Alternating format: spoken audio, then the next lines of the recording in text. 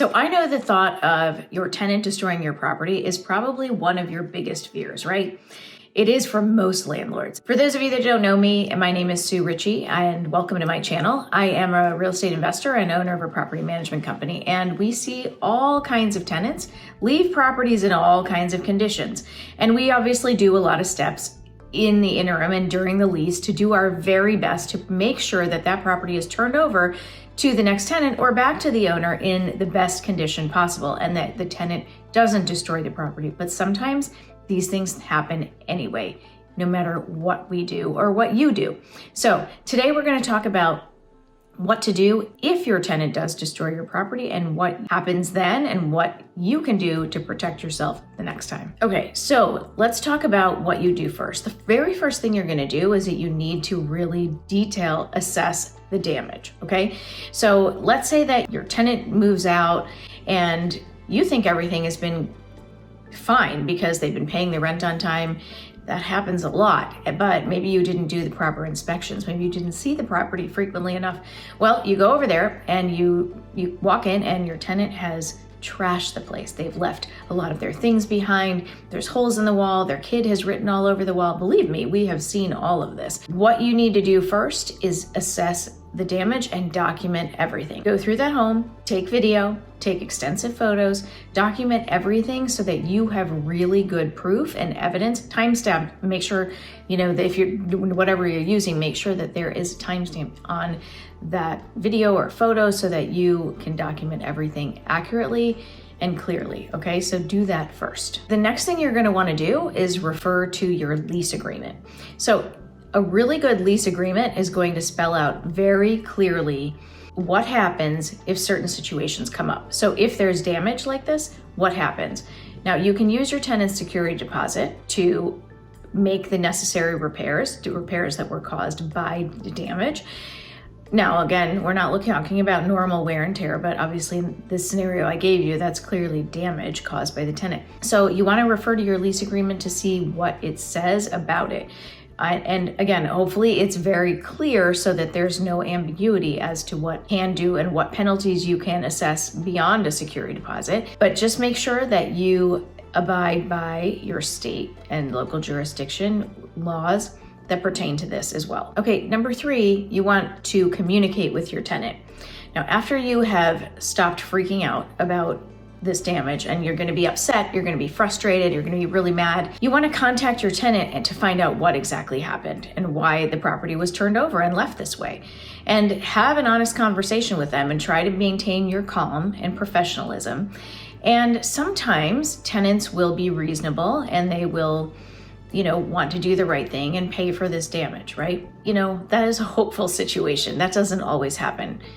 What might happen more often is that your tenant will maybe ghost you. They just won't answer. They'll say, no, I didn't do that. The house was like this when I took it over. They'll make all kinds of excuses. Well, now you're gonna have to decide if it's worth taking legal action, which means involving an attorney, go after the tenant for the money, or if it's not that extensive, do you just fix it up, use the security deposit to offset some of that cost and move on? Sometimes it's not worth the legal cost to go after it, even if it costs more, even if it was fairly extensive. Sometimes that legal expense can be, pretty high, and you can be stubborn and be really mad and know that your tenant shouldn't have done that. But at the end of the day, if it ends up costing you way more than just fixing it up and moving on, it may not be worth it. So you really just need to decide, how much is this going to cost? How much is it worth it? And just figure out how to move on. And unfortunately, like I said, this is part of the process, part of the business of being a landlord. The better tenant screening you do up front, the better tenant you're going to get. So if you want to know about tenant screening, I would check out this video to learn all the things that you really should do to get that very best tenant in. That's still not foolproof because things can happen, but the better tenant screening you do, the better chances are that this won't happen. The next thing you need to do is to get estimates for these repairs.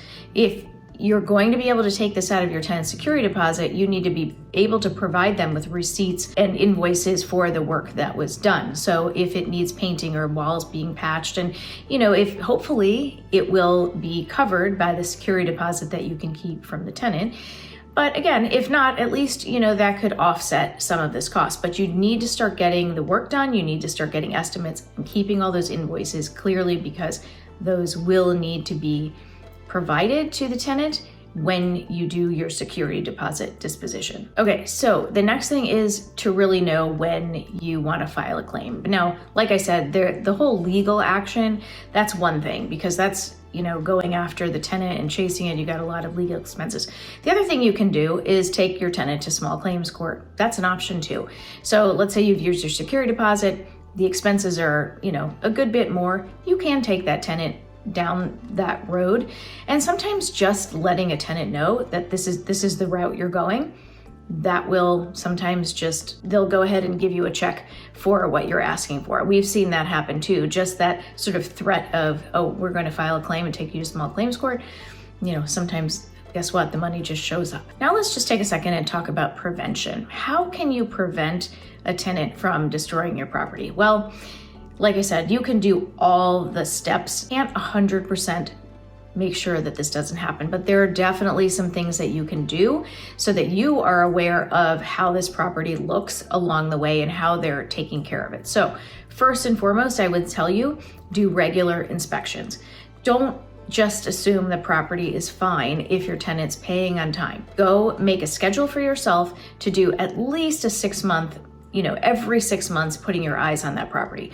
Walk through the property, talk to your tenant, ask them if there are things they've noticed that aren't working right or that might be problematic. Fix those things along the way so those don't become worse problems and damage your property.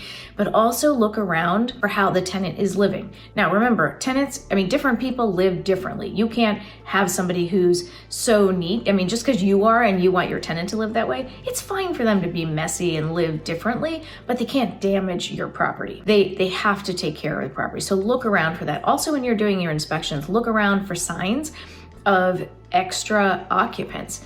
Does it look like more than 2 people are living in the property if only 2 people are on that lease? Does it look like there's a large dog that's living here because the water wall is so big? You know what I mean? Look around for those things so that you kind of have to be a detective, but you're really wanting to put your eyes on that property to see how it's being cared for. The other thing I just talked about is making sure you do that really, really good tenant screening. That will be, something you do up front, and that will help you for sure.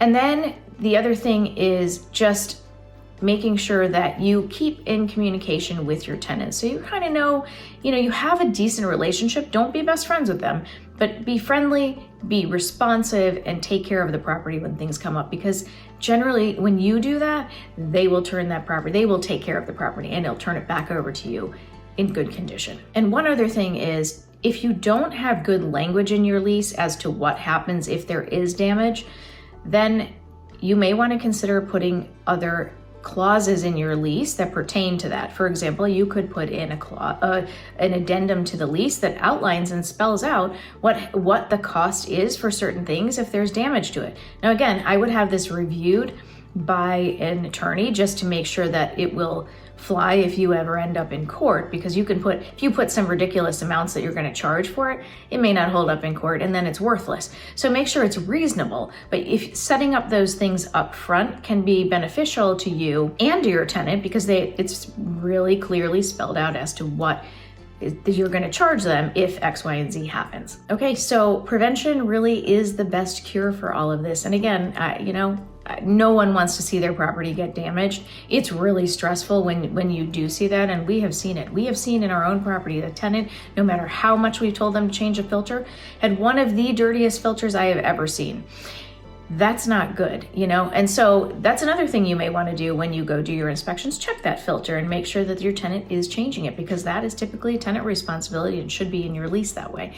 But anyway, do your very best. Do the necessary steps to prevent these problems. Be proactive in your approach to managing your property, and that will help minimize the damage down the road. So I hope this was helpful. If you want to also know about how you handle the security deposits, and different kinds of rents and deposits, then check out this video where I talk all about rents and deposits and how you need to handle them. So thanks again. I hope you'll subscribe, share this with others that you know, and have a great day. I'll see you next time.